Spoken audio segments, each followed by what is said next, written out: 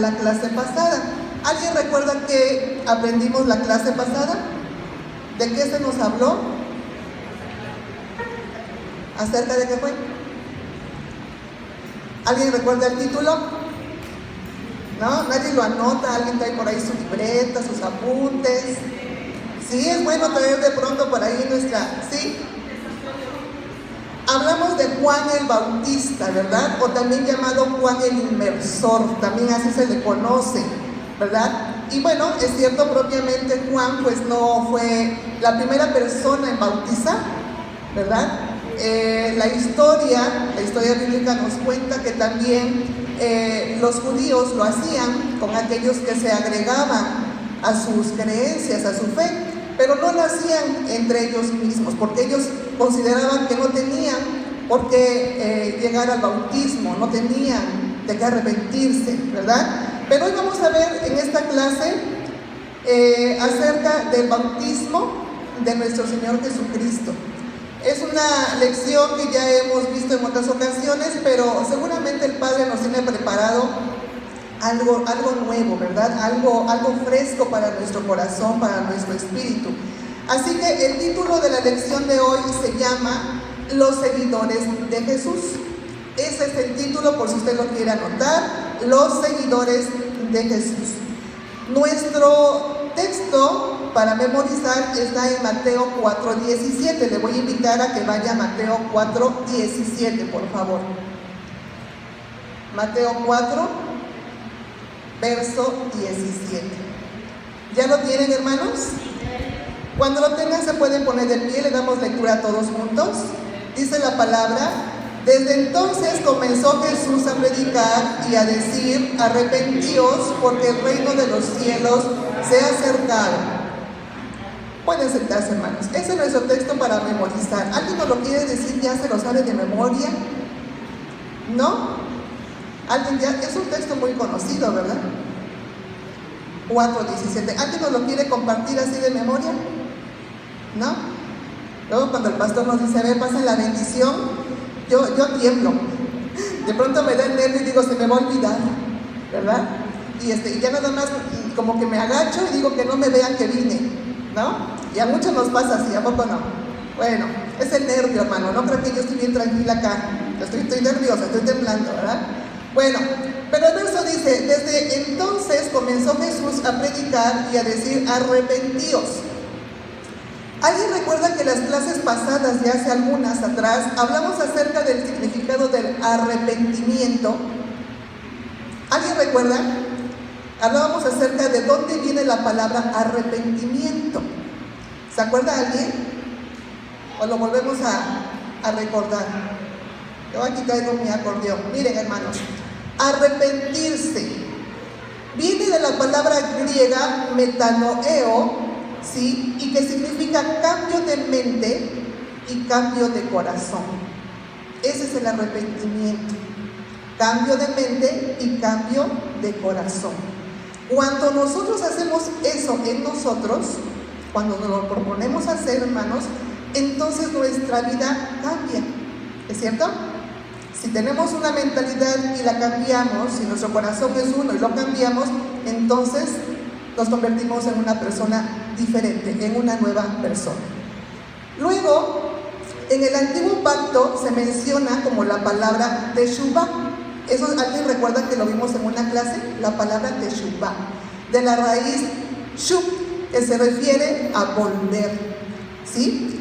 En el hebreo, esta palabra se refiere a regresar al origen. Recuerden que decíamos cómo es que se encontraba el mundo antes de que todo fuera creado. Desordenado. Estaba vacío y desordenado.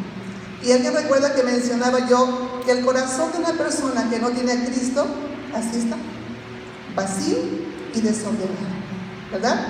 Bueno, cuando todo fue creado, incluyendo al hombre, y este dio lugar al pecado, tuvo que arrepentirse, ¿verdad? Tuvo que regresar a su origen, de donde fue tomado. ¿De dónde fue tomado? De la tierra, del polvo, ¿verdad? Es por eso que nosotros, cuando dejamos este mundo, regresamos a ese lugar. El arrepentimiento es precisamente regresar, volvernos en este caso, a Dios. ¿De acuerdo? ¿Cómo nos arrepentimos? A través de un cambio de mente y de corazón. Es necesario el arrepentimiento, hermanos. Y bueno, vamos a empezar ya que recordamos un poquito esto. Vamos a entrar de lleno a nuestra lección. La verdad central dice: la aceptación de Jesús como Maestro y Salvador implica dos cosas, hermanos. ¿Qué se imaginan ustedes que implica cuando aceptamos a Jesús como nuestro Maestro y nuestro Salvador? Dos cosas fundamentales. ¿Qué implicará? Sí, y eso, hermana, se puede traducir en obediencia. ¿De acuerdo? Obediencia y compromiso. Son dos cosas fundamentales, hermanos, que nosotros tenemos que asumir cuando aceptamos al Señor Jesucristo como nuestro Maestro y nuestro Salvador. ¿De acuerdo? ¿Cuántos de ustedes recuerdan a sus maestros en la escuela? En la primaria, en la secundaria. ¿A qué tipo de maestros recuerda usted?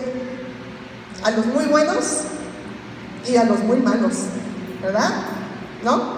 A los muy buenos, todavía hay hermanos a los que les tocaron maestros de los que golpeaban, ¿verdad? Que les daban con la vara duro, ¿no es cierto? Y nadie se quejaba. El papá decía, pues algo has de haber hecho, te has de haber portado mal, ¿no? Hoy no, los papás vamos y pegamos de brincos, ¿no? Pero bueno, los maestros. El Señor Jesús como Maestro nos invita, como en la antigüedad, hoy en día, hermanos, a algo. Dice, sígueme. Esa es su invitación del Señor. Sígueme. Ajá. Y usted me va a decir, hermana, pero yo ya sigo a Cristo. Yo ya me convertí, yo lo acepté, es más, ya hasta me bauticé, ¿verdad? Pero ¿cuántos pueden decir, soy un cristiano oyente? Así como un alumno oyente. ¿Han escuchado de eso? Que hay alumnos que solo son oyentes, que no están realmente inscritos, no tienen una matrícula en una escuela, porque no la alcanzaron, porque el cupo ya fue insuficiente, por la razón que sea, pero son estudiantes oyentes. Ajá. Y muchos hermanos a veces podemos estar en esa condición.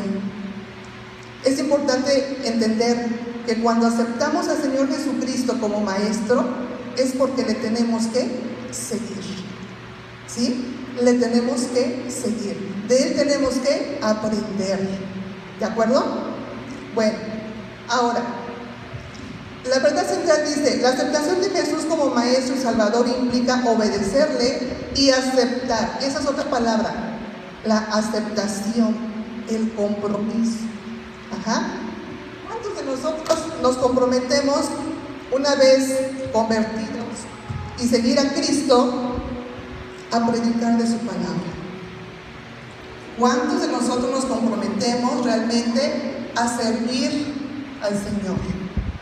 Ustedes saben que la palabra dice que el trabajo es mucho, hermanos. ¿Y cuántos son los obreros? Pocos, ¿verdad? Muy pocos. Y no es tiempo, hermanos, de quedarnos dormidos y seguir siendo solo oyentes, sino practicantes. Porque la palabra dice que no seamos solo oidores olvidadizos, sino que seamos, ¿qué? Hacedores de la palabra. Miren qué bonito se escucha hasta acá cuando todos contestan parejito. De verdad, se oye muy bonito. Y bueno, dice acá, y aceptar el compromiso de compartir su ministerio. ¿De acuerdo? También hace un tiempo atrás hablábamos acerca del ministerio. Y yo preguntaba, ¿ustedes saben cuál es su ministerio? ¿Han descubierto ya cuál es su ministerio?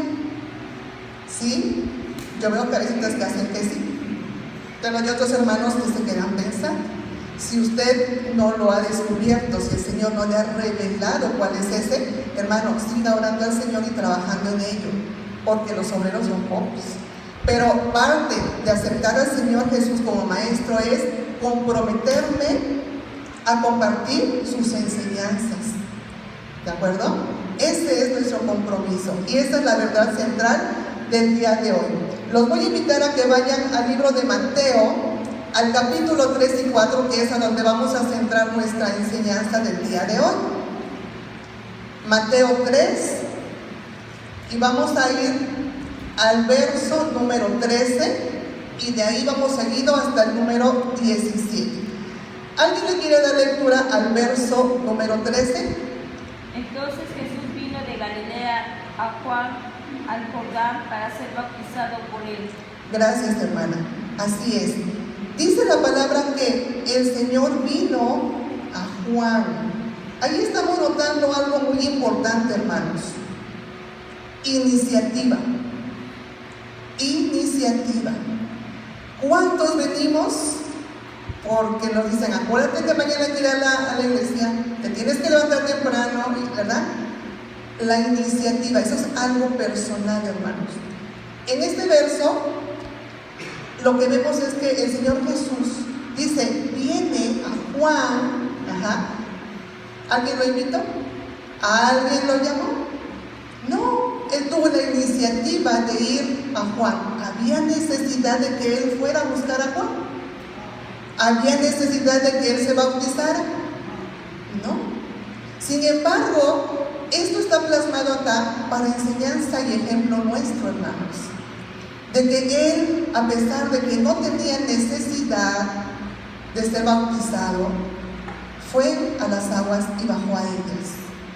¿Sí? Ahora, estamos viendo, esta lección se divide en 3 partes. Esta parte se llama comienzo de una vida consagrada. ¿Sí? Y esta parte del libro de Mateo, en este capítulo específicamente, nos habla de 3 cosas importantes. Mateo hace resaltar el bautismo de nuestro Señor Jesús, el llamado de los primeros discípulos al apostolado, y hace una breve historia de la actividad evangelística de Jesús. Eso es lo que vamos a ver en este capítulo 3, el cual ya empezamos la semana pasada, precisamente como lo decía nuestra hermana Silvia, hablando de Juan el Bautista. ¿De acuerdo? ¿Qué era Juan de Jesucristo? ¿Alguien recuerda? Eran primos, ¿verdad? Eran primos. Había un parentesco de sangre entre ellos. Algunos estudiosos de la palabra dicen que como había un parentesco de sangre entre ellos, era evidente que Juan conocía quién era el Señor Jesucristo, ¿verdad? Y eso lo vemos más adelante en el libro de Juan, en donde se refiere a Jesús como el Cordero de Dios. Él ya sabía. Es más, se conocían hasta antes de nacer. ¿Recuerda esa historia? Nos la recordaron la semana pasada, ¿verdad? Cuando las primas se visitan y ambas estaban esperando a sus pequeños. ¿Y qué sucede con Juan? Salta, dice la palabra, ¿verdad? En el vientre de su madre. Él siente, identifica quién es este bebé que está en el otro vientre, ¿verdad? Y que más adelante ellos iban a tener un encuentro muy importante, que hasta el día de hoy seguimos hablando de él. Bueno, vamos al verso número 14, por favor.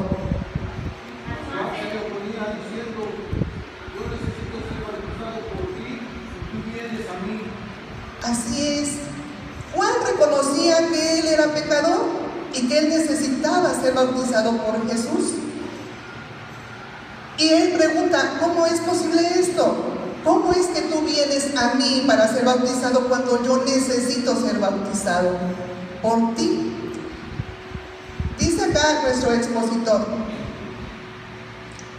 la manera como Juan trata a Jesús es muy distinta a la manera en que trata a los fariseos y a los saduceos. ¿Por qué, hermanos?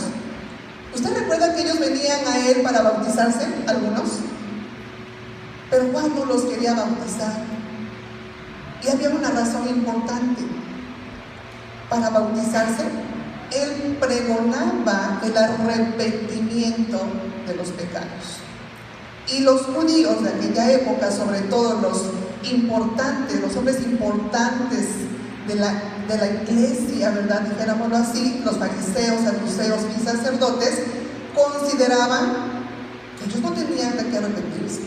Ellos eran el linaje, ellos eran pueblo escogido, ¿no? Dijéramos hoy en día la crema innata. ¿Cómo se van a...? ¿No? ¿Verdad? Y Juan lo que pregonaba era eso, el arrepentimiento, el reconocer que somos pecadores y que necesitamos regresar al origen, regresar a Dios. Una vez arrepentidos, entonces sí, vamos al bautismo, bajamos a las aguas, ¿verdad? Ese es el proceso. Así que el expositor dice acá que trataba a Jesús de una manera distinta que trataba a los fariseos y a los saduceos. Dice, a estos rehusó bautizarlos en razón de sus pecados, y de su impenitencia, se rehúsa a bautizar a Jesús. ¿Por qué? ¿Por qué se rehúsa Juan a bautizar a Jesús? O sea, a ambos se rehusaba a bautizar, tanto a los fariseos, saduceos y otros, como al Señor Jesús. Ya dijimos la razón por la cual no quería bautizar a este grupo de personas. Pero ¿por qué al Señor Jesús le rehúsa, le dice no? Eso, porque él reconocía que necesitaba ser bautizado por él. Una razón. La otra, porque lo mencionamos hace un momento. Sí, hermana. Bueno, sí, Jesucristo lo hizo en ejemplo, sí, en enseñanza para nosotros, ¿verdad? Pero Juan rehúsa bautizar a Jesús porque él reconoce que en él no hay pecado, ¿verdad? Y si él está diciendo que para bautizarse tiene que arrepentirse de sus pecados, pues ¿de qué pecados tenía que arrepentirse el Señor? Por eso Juan rehusaba bautizar a Jesús. A unos porque tenían pecados y no los querían reconocer, y a Jesús porque no los tenía. ¿Sí? Usted va al dentista y le dice, sáqueme una muela, y le va a decir cuál de todas, porque todas las tiene buenas. No hay razón. ¿Me explico? Bueno, esa es la razón por la que Juan rehusaba bautizar al Señor. Pero vamos a ver qué sucede en el verso número 15. Pero Jesús le respondió, deja ahora lo que así conviene que cumpla, y anulamos toda justicia. Entonces le dijo. Gracias, hermano. Así es. Fíjense, la nueva versión internacional lo dice de esta manera: hagámoslo como te digo. Hagámoslo como te digo, le dice Jesús a Juan, pues nos conviene cumplir con todo lo que es justo, contestó Jesús. El bien y lo justo, hermanos, son dos temas principales en todo el libro de Mateo: el bien y la justicia. ¿Sí? En este verso, el Señor le dice, nos conviene hacerlo así, Juan. Deja que las cosas sucedan como tienen que suceder. No te opongas, esto es necesario que ocurra. ¿Sí?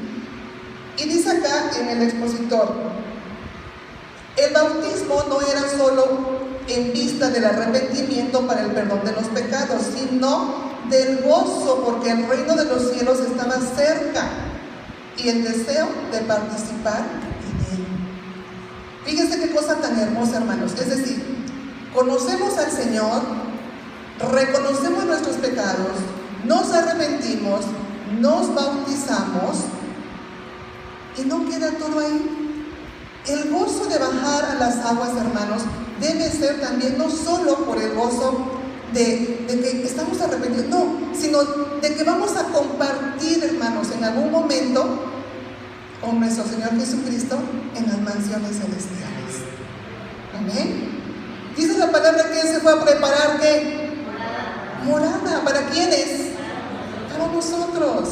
Así que cuando nosotros bajamos a las aguas, yo no sé si usted recuerda ese bautizo, hermano, yo lo hice hace ya como unos 25, 26 años por ahí más o menos, pero fue un día muy especial. ¿Usted recuerda el día de su bautizo? ¿Sí? Ya tiene, ya se la manda clarita, ya hace mucho, ¿verdad? Sí, hermanos, ya hace mucho. Y ese día fue un día especial. Es uno de los días más especiales porque bajamos a las aguas por decisión propia, ¿verdad? ¿O fue usted obligado? ¿No? O como en mi caso, por ejemplo, a lo mejor aquí hay hermanos, ¿verdad? con doble bautismo, entre comillas. ¿Por qué? Porque, por ejemplo, en mi caso, hermanos, yo les he platicado, vengo de la religión popular. El Señor me sacó de un lugar de tinieblas, de oscuridad, de desconocimiento, y tuvo misericordia de mí. Pero este primer bautismo yo ni me acuerdo, y si lo veo en fotos, ya muy amarillitas, ¿verdad? Donde nomás me echaron agüita en la cabecita, y eso fue, y bueno, hicieron un pachangón seguramente, del que yo ni me acuerdo, ¿verdad? Porque eso es lo que se acostumbra. Porque la gente desconoce, hermanos, cuál es el fin, el propósito real del bautismo. ¿Alguien lo quiere compartir? Ya dije una razón. ¿Cuál es la otra? Una es que vamos a ser partícipes del reino de los cielos, ¿verdad? ¿La otra? ¿Cuál será? ¿Se las dejo de tarea? Vamos a dejar de tarea, hermanos. Vamos a empezar a dejar tarea, hermana. Hermana Elia, hermano Javi. Vamos a preguntarles la otra semana. Sería bueno, ¿verdad? Para que también en la semana se pongan a estudiar. A ver cuál es la pregunta de la semana pasada, ¿no? Y empezar a recordar para tener fresca nuestra mente. Bueno, ahí lo vamos a dejar. Verso número 16, hermanos. Lo investigan, ¿eh? Lo investigan. Verso 16.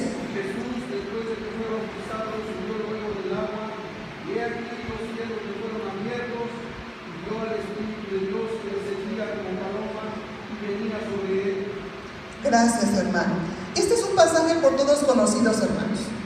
Muy, muy conocido. Dice, y Jesús, después que fue bautizado, subió luego del agua, y he aquí los cielos le fueron abiertos, y vio el Espíritu de Dios que descendía como paloma y venía sobre él. ¿Qué simboliza una paloma, hermanos? Al Espíritu Santo, es cierto. Representa algo más. Exacto, la paz, ¿verdad? Símbolo de la bandera de ¿qué? De las Naciones Unidas o algo así, no recuerdo. De la ONU, ok, ¿verdad? La utilizan incluso en el mundo para representar a la paz. Ajá. Dice que una paloma vino y se posó sobre el Señor Jesús. Hermanos, aquí sucede algo más importante después de esto, en el verso número 17. ¿Alguien lo lee? La voz de los cielos que decía, este es mi hijo amado, en quien tengo complacencia. Eso, hermano, gracias. Quería llegar allí. Esa parte, hermanos, cuando yo la leo, a mí me estremece, me conmueve, me inspira, porque esto que el Señor hace es una proclamación pública hacia su hijo. Usted puede recordar alguna vez si alguno de sus padres se sintió orgulloso de usted y lo felicitó en público o dijo, este es mi hijo, ¿no? O usted lo ha hecho con sus hijos cuando va a ver partido de fútbol o de básquet y grita, y le echa porras al hijo porque usted se siente orgulloso de su hijo, ¿verdad? ¿No? El Señor está haciendo una proclamación, reconociendo y diciéndole a los demás que están allí, Él es el escogido, Él es mi enviado. Y lo tenían allí, hermanos, y muchos no lo vieron, y muchos no lo siguen viendo, ¿verdad? Porque Él ya vino y le dice a la humanidad, yo ya vine, ya estuve aquí. Y no había fotografías, pero si hubieran podido le toman foto y la gente la guarda y la pega allí o la trae en la cartera. Y el Señor le sigue hablando a la humanidad y la gente sigue diciendo, no, sí, pero yo prefiero quedarme con mi estampita, ¿verdad? Con mi foto. No, pues sigue viendo, pero yo la prefiero acá. Pero no es así, hermanos. Nos toca a nosotros, y lo vamos a ver más al final, casi al final de la lección, nos toca a nosotros pregonar la palabra del Señor. ¿Para qué? Para que traigamos almas para el Señor. ¿Sí? Bueno, entonces en este verso lo que vemos es una proclamación pública de parte de Dios, reconociendo y diciéndole a los demás, no solo a Juan, porque evidentemente había mucha otra gente allí que estaba viendo y escuchando, y diciéndoles, este es mi hijo. Hay otra historia en la Biblia, hermanos, en donde también el Señor hace esta proclamación. ¿Alguien recuerda cuándo fue? ¿Alguien la recuerda? Vaya a Mateo 17, verso 5, para que la recuerden. Mateo 17, verso 5. ¿Qué dice? Mientras él aún hablaba, una nube de luz los cubrió, y aquí una voz desde la nube que decía: Este es mi hijo amado, en quien tengo complacencia, a él oíd. Así es, gracias. ¿Ya la recordaron cuándo fue? En la transfiguración. Esto que estamos viendo del bautismo sucede en el Antiguo Testamento. Y esto que acabamos de mencionar de la transfiguración sucede en el Nuevo Testamento. ¿Cuánto tiempo había pasado? Ya el Señor estaba en los cielos, ya había ascendido nuestro Señor Jesucristo, ¿verdad? Viene entonces la transfiguración y Dios Padre vuelve a proclamar públicamente, por si no les ha bastado, dice el Señor, a todas estas generaciones, desde que mi hijo nació, murió, ascendió, les vuelvo a proclamar: este es mi hijo amado. Y todavía al final agrega algo más. ¿Qué dice al final de este verso? A él oí. A él oí. Y eso es algo que nosotros tenemos que predicar, hermanos. Tenemos que seguir predicando. A él oír. Él es mi hijo amado, no hay otro, no hay más. Estamos esperando que Él venga por segunda vez, ¿cierto o no? Yo escuchaba a un judío hablar acerca de por qué ellos no aceptan que Jesucristo es el Mesías. Y dice: no, porque Él es un hombre y ustedes siguen hombres, nosotros no seguimos hombres. Y hasta ahí terminó, pero yo me pregunto, digo, no lo tuve enfrente, ¿verdad? Pero yo me hubiera preguntado: bueno, entonces, ¿a quién esperan ustedes? ¿A un hombre? ¿Quién es el Mesías para ustedes entonces? Para nosotros es el Señor Jesucristo y estamos esperando que Él venga por segunda vez. Y mientras eso sucede, mis hermanos, tenemos que seguir predicando de su Evangelio. Porque esa es la gran comisión. Lo vamos a ver un poco más adelante. Bueno, dice acá en el expositor, dice: las palabras aquí son semejantes a la de la transfiguración. En este último caso se agrega a él oír. Es la voz del Padre en ambas ocasiones, aprobando aquí el comienzo del ministerio salvador de su Hijo Jesucristo. Aparte de todo, Él lo está mencionando como en aprobación, ¿verdad? De lo que su Hijo empezaba a hacer. Porque hasta allí, con el bautismo de Jesús, es que empieza su ministerio público. Antes de eso, hermanos, no sé si usted lo haya leído en algún lugar, y si sí, compártanlo, pero no se nos menciona nada acerca de nuestro Señor, ¿o sí? No, ¿verdad? Se nos menciona que Jesús se encuentra en el templo perdido porque los padres se van y Él se queda allí, dice, en los negocios del Padre, ¿es cierto? Y a partir de allí y hasta aquí hay un silencio. Algunos le llaman periodo de oscuridad, a mí no me gusta llamarlo así, pero bueno, se refiere a que no sabemos nada según de nuestro Señor Jesucristo. Pero vaya al libro de Números, capítulo 4, verso 1 al 2, si no estoy mal, y vamos a ver qué dice allí, hermanos.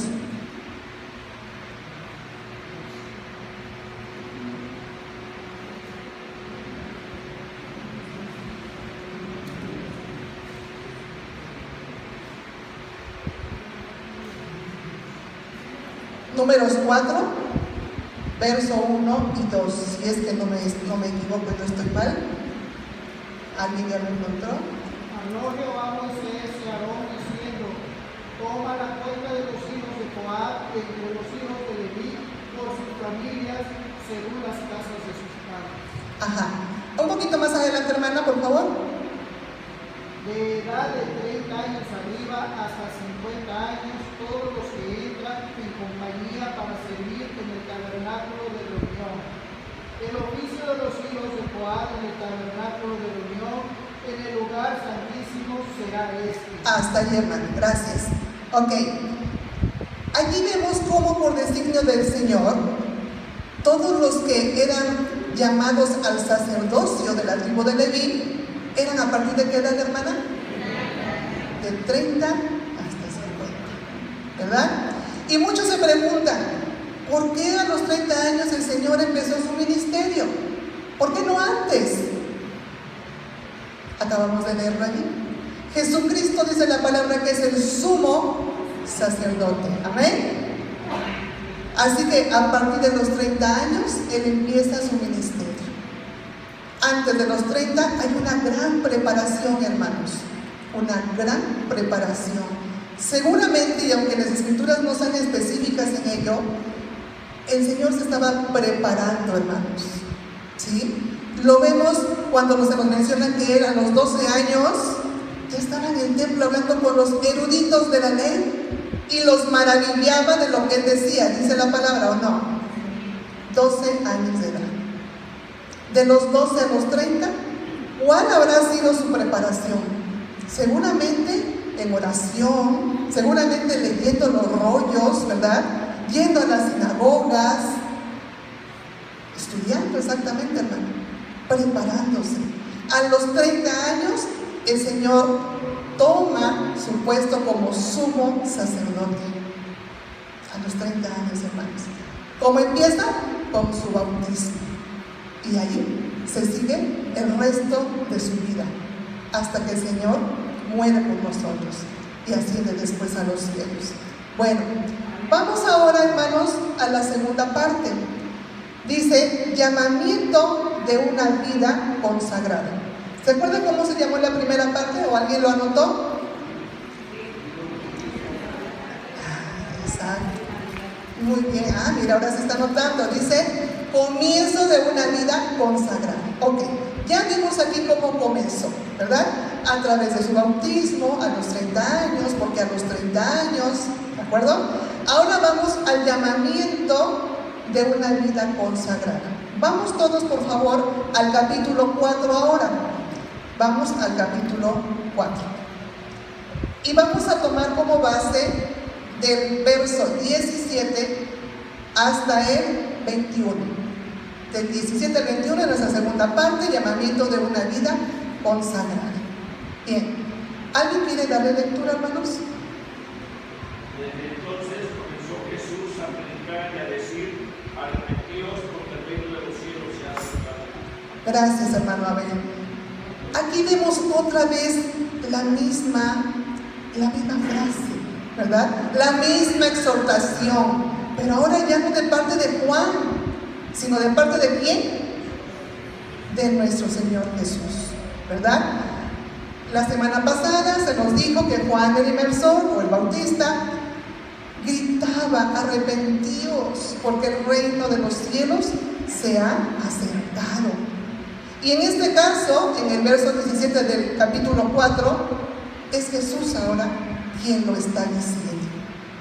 Juan vino a preparar el camino, ¿es cierto? Vino a preparar el camino para el Señor. Ahora, cuando yo leo esto, hermanos, esta parte del 17 al 21, encuentro cosas muy interesantes. Cosas que algunas de ellas yo no conocía, hermanos, les voy a ser sincera. Y vamos a ir escudriñando poco a poco. Dice, desde entonces comenzó Jesús a predicar.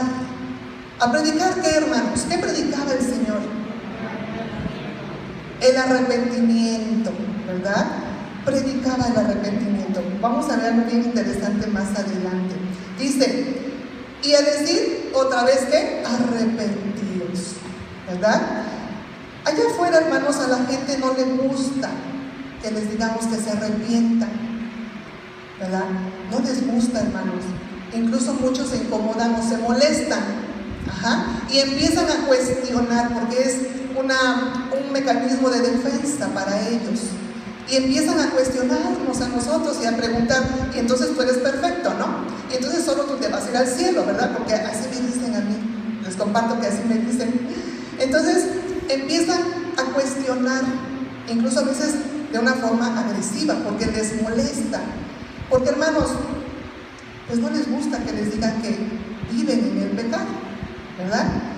Y aun cuando les moleste, es nuestro trabajo y nuestro compromiso hacerlo. Porque si no, ¿cómo van a escuchar? ¿Cómo van a aprender, hermanos? ¿Cómo van a salir de la oscuridad si nadie les predica, dice la palabra? ¿No es así? Y no vamos a esperar en que venga el hermano evangelista y haga una campaña grande en Ciudad Mendoza y cierren las calles y vengan todos. No, hermanos, porque a lo mejor eso en esos tiempos tal vez ya no llegue. Pero nosotros tenemos este compromiso con el Señor. Por eso hablábamos acerca de la verdad central al principio de la lección, cuando decíamos que implica obediencia y compromiso. Y a muchos no nos gusta, ¿verdad? A muchos tampoco nos gusta, porque pues es evidente, hermanos, todos tenemos actividades, todos o somos padres, o trabajamos, o ambas cosas, etc. Pero nos debemos dar un espacio, hermanos, y nos debemos dar un tiempo dentro de todas nuestras actividades para hablar a los demás del Evangelio. Esa es una gran tarea, hermanos. Y tenemos mucho campo, ¿verdad? Tenemos familia, vecinos, compañeros de trabajo, quienes estudian, compañeros en la escuela. Y si no, usted salga a las calles, hermano, y va a ver cuánta necesidad hay del Señor.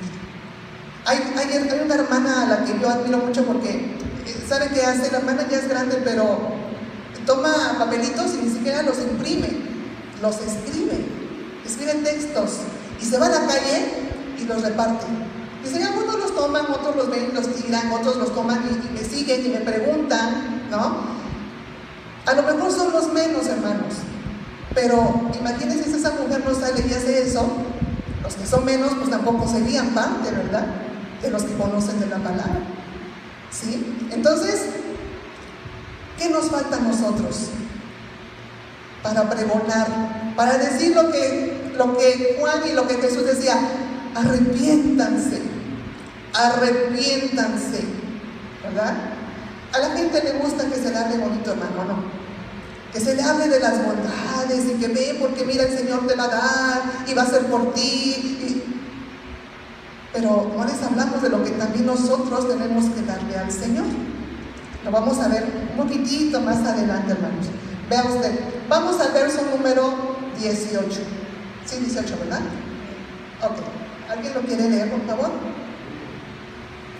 Andando Jesús junto al mar de Galilea, vio a dos hermanos, Simón llamado Pedro y Andrés su hermano, que echaban la red en el mar porque eran pescadores. Allí están, los primeros discípulos, hermanos. Fíjense, dice aquí, andando Jesús junto al mar de Galilea, vio a dos hermanos. ¿Quiénes eran? Simón, llamado Pedro, y Andrés. Ellos eran, ¿y qué oficio tenían? Pescadores, ¿verdad? Y aquí el expositor hace una pregunta abierta y la deja sin respuesta. Dice, ¿por qué sería que el Señor llamó a pescadores? ¿Por qué cree usted? Aquí la pregunta queda así, abierta para todos. ¿Por qué cree usted que el Señor llamaría a unos hermanos pescadores? Pero no fueron los únicos, ¿verdad? Vamos a ver qué dice el verso número 19. Y les dijo, venid en pos de mí, ¿Sí? os haré pescadores de hombres. Y os haré pescadores de hombres. Ciertamente ellos conocían muy bien su oficio. Seguramente ellos lo habían hecho desde muy pequeños, ¿no? Más adelante habla de un padre, del padre de dos seguidores más de Jesús, y dice allí que el padre se encontraba en la barca con ellos. Quiere decir que muy seguramente esos hombres desde muy pequeños iban con el papá a la pesca. Conocían muy bien qué hacer, cómo pescar, dónde hacerlo, a qué hora del día, cómo preparar sus redes. ¿No es así? Ellos sabían cuál era el oficio, cómo trabajar, cómo pescar, cómo atrapar, cómo atraer, ¿verdad? Yo he oído por ahí que las personas que se dedican a la pesca tienen sus técnicas. Son personas que estudian el área, ¿verdad? Que estudian el material que van a ocupar para la pesca. Ellos eran conocedores, hermanos. Pero ellos empiezan entonces en ese momento a seguir al Señor y a ser preparados ahora para ir a pescar hombres, almas. Hermanos, ¿cuántos queremos ser pescadores acá? Ay, ya no escuché ningún amigo. O uno por allí, muy hermanos, si nos toca a nosotros pregonar el arrepentimiento, volver a decir lo que Juan y Jesús dijeron, ¿en qué nos convertimos? Aparte de seguidores del Señor, en pescadores de hombres, hermanos. ¿No es así? Cuando le pregunto, ¿y a qué te dedicas? ¿Y qué oficio tienes? Dígale, soy pescador de hombres. ¿Verdad? Amén, gloria al Señor. Soy pescador de hombres. ¿Por qué no?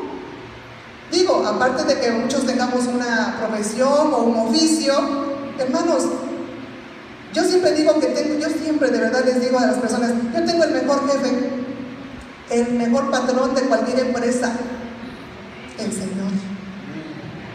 De verdad, hermanos. Porque uno cuando hace el trabajo para el Señor, Él se convierte en mi jefe, mi patrón, ¿verdad? O usted cuando va a trabajar y el patrón le dice, haz esto, usted no lo obedece, no, lo tiene que obedecer, porque si no viene otro. ¿Y por qué entonces nos cuesta obedecer al Señor? ¿Verdad? Si estamos trabajando para Él.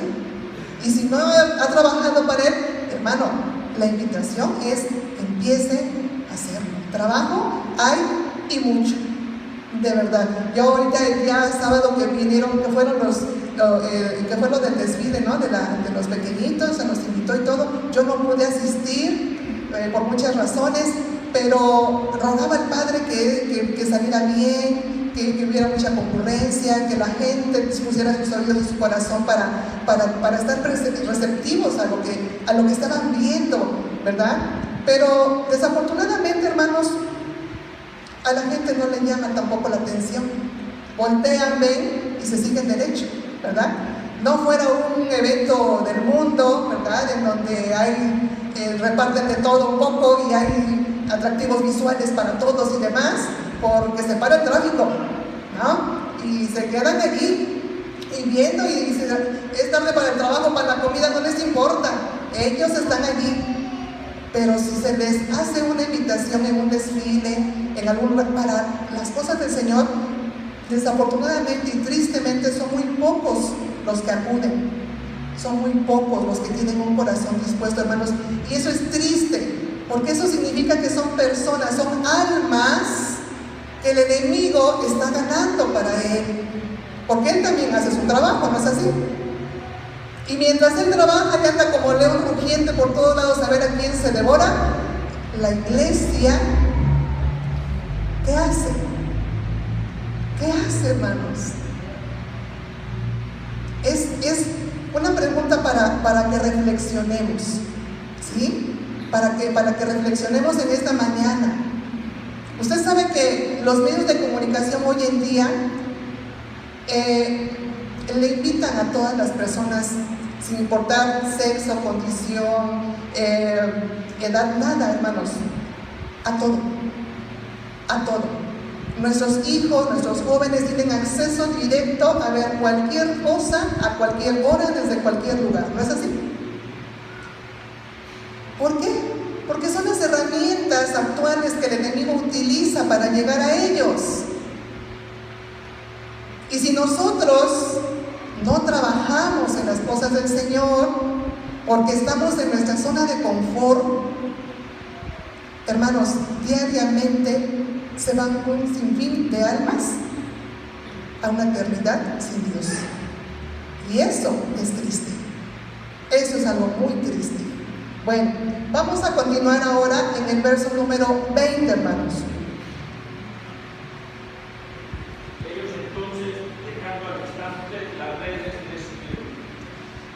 Ellos, dice, gracias hermano Abel, dice, al instante. A nosotros se nos dice, hermano, ¿puedes venir? Ay, es que no sé, a lo mejor no voy a poder, ¿verdad? Pero es que ese día tengo ya un compromiso. Cuando nuestro primer y mayor compromiso es con el Señor. ¿Sí? Ellos dicen la palabra que fueron cuando al instante, ¿verdad? Al instante. Vamos a leer este último verso para ya entrar a una explicación. Verso número 21, hermanos. Pasando de allí, vio a otros dos hermanos, Jacobo, hijo de Zebedeo, y Juan, su hermano, en la barca con Zebedeo, su padre, que rementaban sus redes y los llamó. Gracias, hermano. Remendaban. Ahí está esa palabra.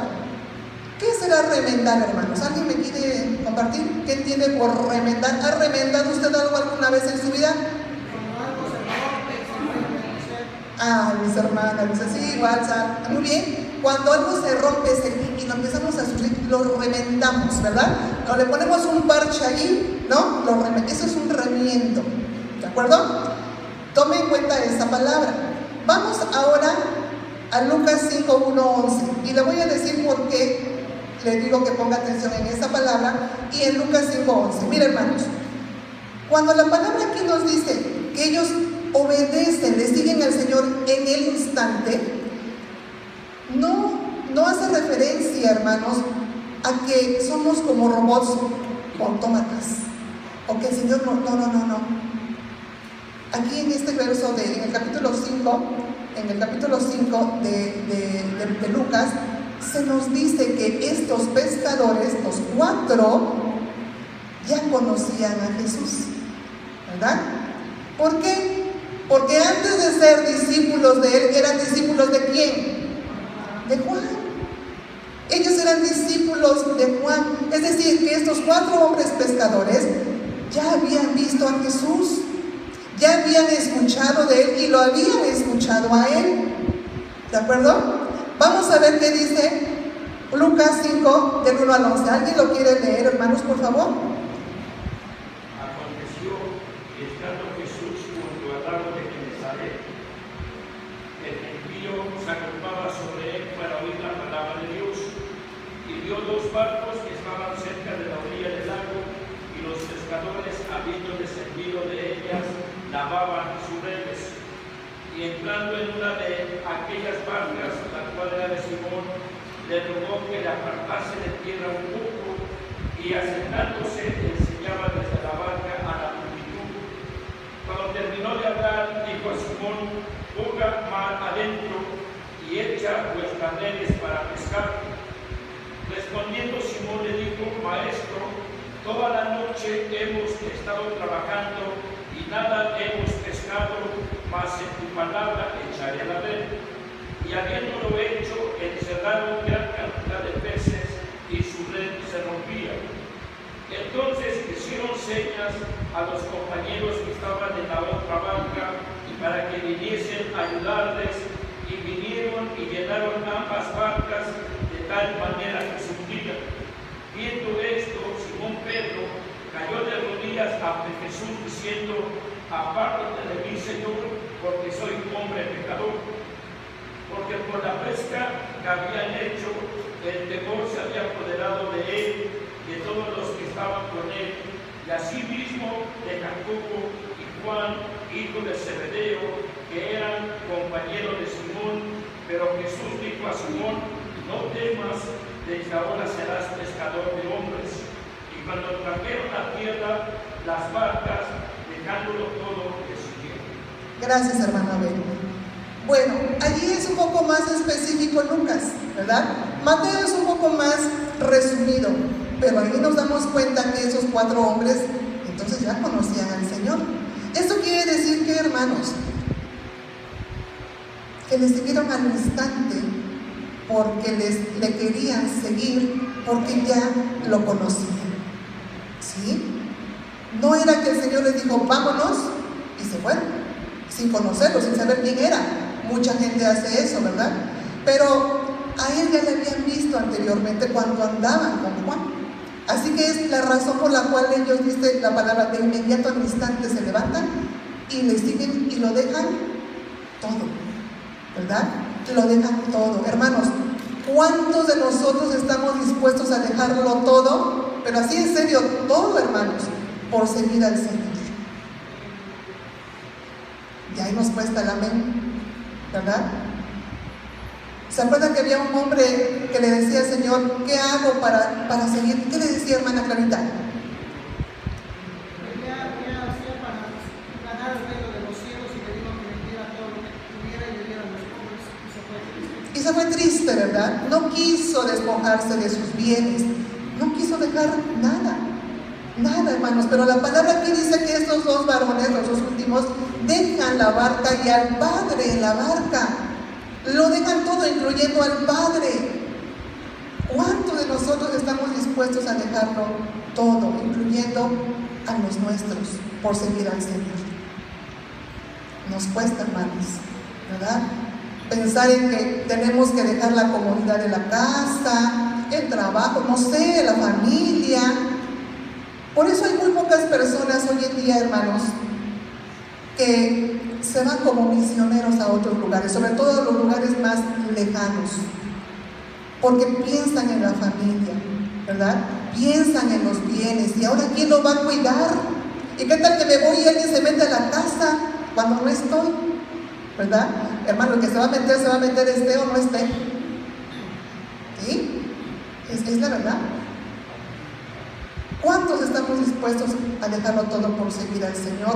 Como lo hicieron estos apóstoles, como lo hicieron los primeros seguidores del Señor. Nos cuesta, ¿verdad? Nos cuesta despegarnos, hermanos. Eso es lo que el Señor quiere en esta mañana que también entendamos. Hermanos, no hay nada que nos pertenezca. Todo es del Señor. Todo viene de Él y todo es para Él. Así es que, en realidad, ¿qué tenemos, hermanos? Nada, ¿verdad? Así que entonces, ¿por qué nos cuesta dejarlo todo para seguirlo a Él? ¿Sí? Porque no conocemos cuán grande es, dice mi hermana. Dios es el proveedor, el hacedor de las cosas maravillosas. Y aunque no tengamos, el Señor nos lleva de la mano para que, dice, yo voy adelante para que tú no temas. Y si el Señor va delante de nosotros, no debemos de temer, aunque dice la palabra, aunque no tenga manos, no tenga ojos, no tenga pies, pero tenemos a Cristo. Amén. Así es, hermanos. Fíjense, a veces decimos, incluso cuando cantamos, eres mi todo, ¿verdad? Y le decimos, eres mi todo. Hermanos, pero si en realidad el Señor es nuestro todo, entonces ¿qué nos hace falta? Nada. Y cuando nosotros lleguemos a comprender esa verdad, hermanos, vamos a poder vivir dependiendo únicamente de Él. Y los afanes de la vida, hermanos, se van a ir disipando cuando aprendamos a vivir bajo la dependencia y la voluntad de nuestro Señor. ¿Y eso qué significa? Seguirle, hermanos. Simple y sencillamente seguirle. ¿Sí? Pero nos seguimos afanando por el día de hoy. ¿Qué vamos a hacer? ¿Qué va a pasar? ¿Si voy a tener? ¿Si va a venir o no? ¿Si ya se fue? O sea, y nos seguimos afanando por esas cosas, cuando todo está en control de aquel que lo hizo todo, hermanos. Todo. ¿De acuerdo? Bien. Gloria al Señor. Bueno, hermanos, hablábamos hace rato sobre una palabra, remendar. ¿Lo recuerdan? Dice aquí, Jacobo y Juan perfeccionaban sus redes para la pesca. Yo les decía, ellos conocían muy bien su oficio de pescador. Cualquiera que supiera hacerlo bien sabía que una red rota no iba a rendir, no es una buena herramienta para la pesca. ¿Qué tenía que hacer? Remendar. El Señor ve y dice, están remendando sus redes para la pesca. Eso significa que debían ser unas redes perfectas, bien hechas. ¿Por qué hago énfasis en esta palabra, hermanos? Porque el Señor, cuando venimos a Él y nos dedicamos a Él, nos abandonamos en Él, el Señor nos empieza a perfeccionar. Pero solamente cuando nosotros, hermanos, decidimos darle el control total y absoluto de nuestra vida, el Señor empieza a perfeccionarnos. Ahora, ¿por qué la perfección en las redes? Para tener una buena pesca. ¿Por qué la perfección en la iglesia, hermanos? ¿Por qué el Señor quiere que trabajemos? Para que Él trabaje en nosotros, para que la pesca sea buena. Amén. ¿Cómo podemos compartirle a otros si nosotros no nos alimentamos? Si nosotros no conocemos, si nosotros no leemos, no nos instruimos, no oramos, no nos mantenemos en comunicación con el Señor. ¿Cómo podemos compartir a otros, hermanos? Hemos dicho que nadie puede dar lo que no tiene, ¿verdad? Nadie puede dar lo que no tiene. ¿Qué puede entonces compartir con otros, hermanos? Si usted está vacío, se tiene que llenar. Se tiene que llenar de la palabra, se tiene que llenar del Espíritu Santo. Y cuando usted logre eso, hermano, la persona que usted tenga enfrente para compartir lo va a notar, se lo aseguro que lo va a notar.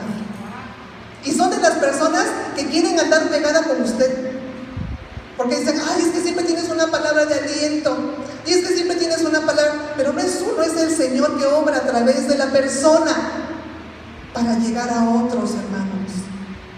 Yo no sé cuántos de ustedes llegaron a los pies de Cristo, no sé, que no hayan nacido en cuna evangélica, a eso me refiero. Pero hermanos, si a mí nadie me hubiera hablado de este Dios maravilloso, yo seguiría en aquel mundo. Yo seguiría en aquel mundo. Pero por cuanto tuvo el Señor misericordia y envió a alguien a hablarme de Él, es que hoy yo le puedo conocer y le puedo servir. ¿Sí? Pero nuestra comunión con el Señor, hermanos, tiene que ser continua, sin cesar, diaria. Miren, ahorita que hablo de la comunión, hace unos meses atrás llegó una persona a la casa de mi mamá, que fue vecino de ella desde muy pequeños, y platica conmigo este señor, lo saludo, lo conozco también, y entonces me pregunta, tú ya no eres de la religión, ¿verdad? De acá, de nosotros, me dice. Y le digo, no, pues ya no, ya hace mucho tiempo de eso, no, ya no. Y entonces me empieza a cuestionar y a atacar, ¿no? Y me empieza a decir, no, estás mal. Estás muy mal porque mira, algo que tú has perdido, bueno, no dijo tú, dijo ustedes, o sea, a todos, hermanos, los agarró a todos, ni los conoce, pero a todos, Pero dice, algo que tienen ustedes y que han perdido es algo muy importante. Y le digo, ay, no me diga, a ver, ¿cómo qué?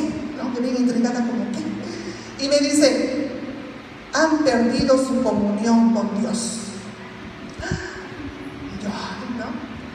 Y le digo, a ver, ¿cómo eso me interesa? ¿Cómo que? Digo, bueno, no sé si usted viva conmigo, me conozca, ¿verdad? Como para decirle que yo no tengo comunión con... No, es que no van y no toman la comunión, ¿no? Entonces ahí me tiene usted, ya ven que a mí me gusta mucho adentrarme a las raíces etimológicas de las palabras, y ahí le digo, a ver, vamos a ver qué es la comunión, y de dónde viene, y que me agarro con él, porque es un hombre que también lee. Entonces, que me agarro las palabras con él, las buenas palabras, no creo que malas. Y entonces le digo, la comunión. ¿Qué es la comunión? Comunión viene de común, de estar de común acuerdo. Común comparte raíz con comunidad. Nosotros somos una comunidad. Y la comunión, por ende, es estar en contacto directo con nuestro Señor. Esa es la comunión. La palabra dice que el Señor Jesús baja las aguas para bautizarse. Y ya les voy a dar la respuesta de lo que les dije que investigar. Pero una de las razones por las que también el Señor baja las aguas, aparte de la obediencia y del ejemplo, hermanos, es porque Él de esa manera establece una comunión filial y directa con el Padre. Y eso es lo que nosotros hacemos cuando bajamos a las aguas. ¿De acuerdo? ¿Y eso en qué se traduce, hermanos? En identidad. En identidad. Si usted quiere pertenecer a un grupo, a un club, lo que sea, usted va y se afilia, pide una credencial y se identifica como miembro de ese grupo o comunidad. ¿Es cierto? ¿Qué nos identifica? ¿Qué nos da la identidad de hijos de Dios, hermanos? Nuestro Señor Jesucristo. Cuando venimos a Él, nos arrepentimos, nos convertimos, nos bautizamos, le seguimos y nos comprometemos. ¿De acuerdo? Es todo, hermanos, un paquete. Aquí no hay de que si hago esto, pero esto no. No, es todo un paquete. Ajá. Así es que va quedando claro, hermanos, cuál es el mensaje del día de hoy. Dice, el tema es los primeros, ¿qué? ¿Qué dice? ¿Cómo se llama el tema? Los primeros seguidores de Cristo. Y nos está hablando de los primeros cuatro apóstoles que Él llama para que le sigan. Hermanos, la invitación del Señor, como en antaño, está vigente para todos nosotros y para los de allá afuera. Seguidme, pero seguidme de corazón, de convicción, de verdad, comprometiéndome con Él. Porque a veces queremos todas las cosas buenas o los beneficios, digámoslo así, pero nos hemos preguntado qué le damos al Padre, qué le damos a Él. Miren, vaya a Mateo 19:27, hermanos. Con esto voy a ir terminando. Ya nos faltan nada más unos pocos versos que son rápidos, pero vaya a Mateo 19:27. Entonces respondió Pedro y le dijo: He aquí, nosotros lo hemos dejado todo y te hemos seguido. ¿Qué pues tendremos? ¿Qué pues tendremos? Tremenda palabra de Pedro, ¿verdad? Lo hemos dejado todo, Señor, todo. Familia, la pesca, la ciudad, todo.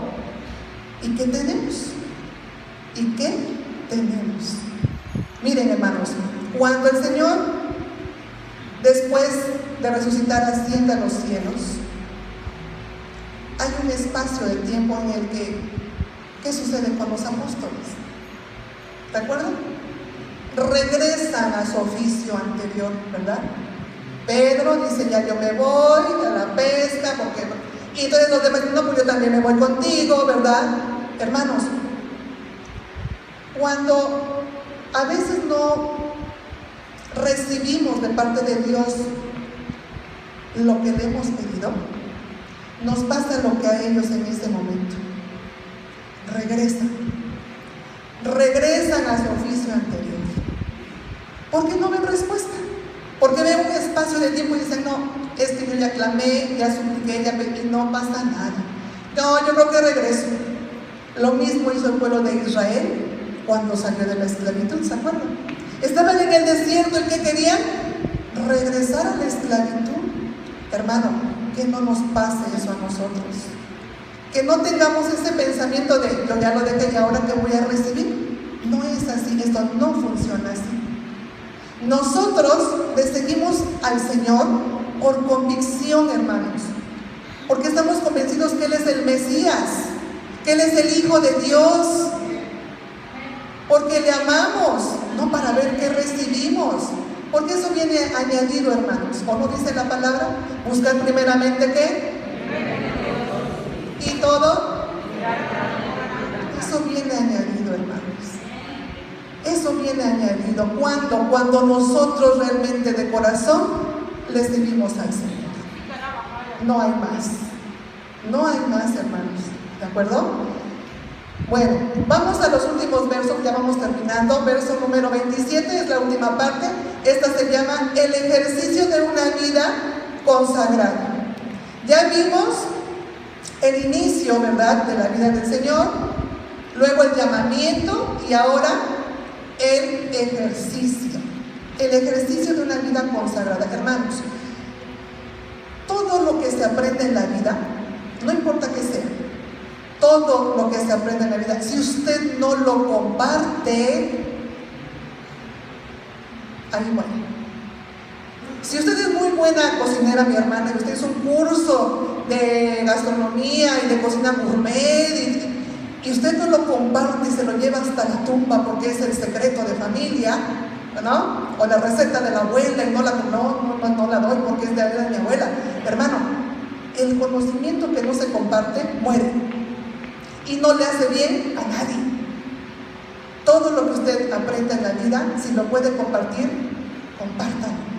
compártalo con otras personas, ¿verdad? Bien, vamos al verso número 22. ¿Qué dice, hermanos? Y ellos dejando al instante la barca y a su padre le siguieron. Ahí está, eso es lo que acabábamos de ver también antes. Dice, al instante le siguieron, dejando todo, hermanos. Número 23, por favor. Y recorrió Jesús todo Galilea, enseñando en las sinagogas de ellos y predicando el evangelio del reino y sanando toda enfermedad y toda dolencia del pueblo. Así es. Ejercicio de una vida consagrada. Ya nos convertimos, hemos aceptado al Señor, estamos gozando de sus bendiciones y ahora yo voy, me siento en mi casa, me pongo a ver algo en la televisión, cierro mi Biblia, no la leo y ya, ¿hacemos eso? No, hermanos, tenemos que ejercitar lo que hemos aprendido, como compartiendo con los demás, ¿de acuerdo? Compartiendo con los demás. Aquí el Señor nos dice, en este verso 23, dice, hay tres palabras, enseñando y predicando. El Señor se bautiza y empieza su ministerio y empieza enseñando y predicando. ¿Qué enseñaba? ¿A quién le enseñaba? ¿Qué predicaba? ¿A quién le predicaba, hermanos? Enseñaba la palabra del Señor. Enseñaba Biblia. ¿En dónde? Dice más adelante, en las sinagogas de ellos. Les enseñaba a ellos, a los del pueblo del Señor. Les enseñaba que Él era el Cristo, que Él era el Mesías. Y se los comprobaba con los libros proféticos. Y les leía Isaías. Y les decía, yo soy el Cristo, yo soy el enviado, el ungido. Les enseñaba en las sinagogas, pero ellos no querían oír, no querían ver. ¿Qué predicaba? ¿O a quién le predicaba? Predicaba a los de afuera de las sinagogas, aquellos que no podían entrar a las sinagogas y no tenían el acceso a aprender de los rollos. Entonces Jesús, ¿qué hacía?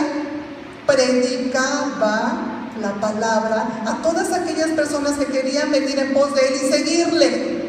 Y que querían saber cómo hacían para ser parte del reino de los cielos.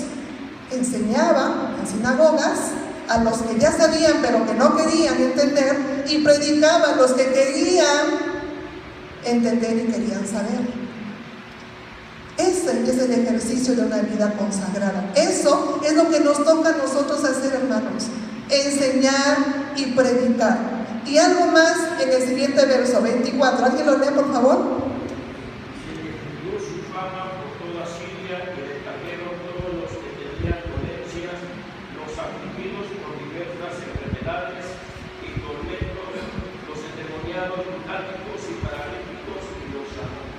Y los sanó. Algo más. Enseñaba, predicaba y sanaba. Yo no sé si alguno de mis hermanos acá hoy tenga ese don, ¿verdad? Ese don de sanidad. Pero tuvimos un hermano en Cristo, nuestro hermano David, a quien el Señor usó mucho en sanidades, ¿verdad? Y lo vimos, hermanos, quienes lo conocimos y quienes vimos esos milagros de sanidad, damos fe, damos testimonio de que el Señor usaba a nuestro hermano para ello. Nuestro Señor Jesucristo enseñaba, predicaba y sanaba. Hermanos, ¿cuántos de nosotros enseñamos, predicamos y sanamos? O una de las tres. ¿O tiene el paquete completo? Gloria al Señor. Y si no, búsquenlo, hermanos, busquémoslo, enseñemos, prediquemos y oremos por sanidad, hermanos. Que si el Espíritu Santo está en cada uno de nosotros, el Señor hará la obra conforme a su voluntad y sus riquezas en gloria. Amén. Todos necesitamos sanidad. sanidad. Si no es física, es espiritual, pero todos necesitamos sanidad. Ni decir allá afuera.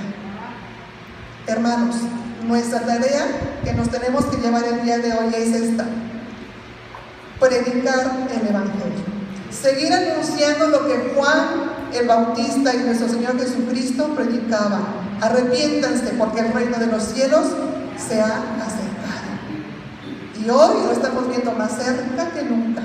Amén. ¿Cuántos se quieren ir con el Señor? Gloria al Señor. Amén. Trabajemos entonces, hermanos, y traigamos almas nuevas para nuestro Señor. Las ovejas no son nuestras, son del Señor. Amén. Pónganse sobre sus pies, hermanos, vamos a orar para dar gracias.